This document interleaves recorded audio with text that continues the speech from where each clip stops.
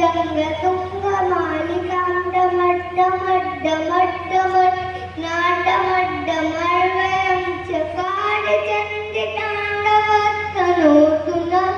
शिवा शिवं जटाकटासमभ्रमभ्रमं मणिकिरीटधरी विलोलवीचिवल्लरी विलासमानमुरली गद्गद्गद्गज्ज्वलल्ललाटपक्षपावके किशोरचन्द्रशेखरि तीव्रतीक्षणं मम धराधरेन्द्रनन्दनी रासबन्धुबन्धुरा अस्फुरद्दिगन्तसन्तति प्रमोदमानमानसे पाकटाक्षधोरणि निरुप्य दुर्धरापदि चिद्दिगम्बरे मनो विनोदमेतु वस्तुनि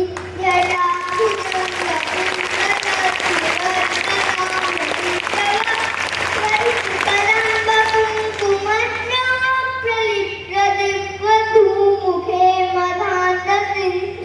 स्फुरद्वगुत्तरीयमेतुरे नो विनोदमद्भुतं बिभर्तु भूतभर्तरि सहस्रलोचनो प्रविष्टशेषले खड्गशूलधूलिधोरणि विदूषराङ्घ्रिपीठभू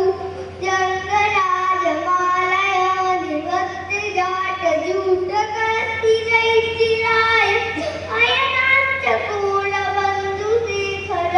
ललाटचत्वर्णे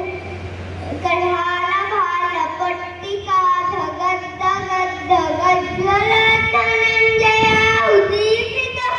चण्डपञ्चसायके धराधरेन्द्रनन्दनी रासबन्धुबन्धुरा अस्फुरद्दिगन्तसन्तति प्रमोदमानमानसे नवीनमेघमण्डली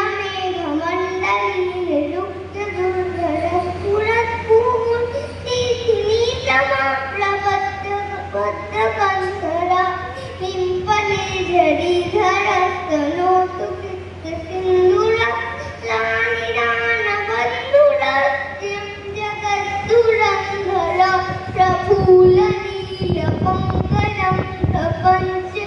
अलिमप्रभावलम्बिकण्ठकन्दली रुचिप्रवद्धकन्धर अस्मरच्छिदं पुरच्छिदं भवच्छिदं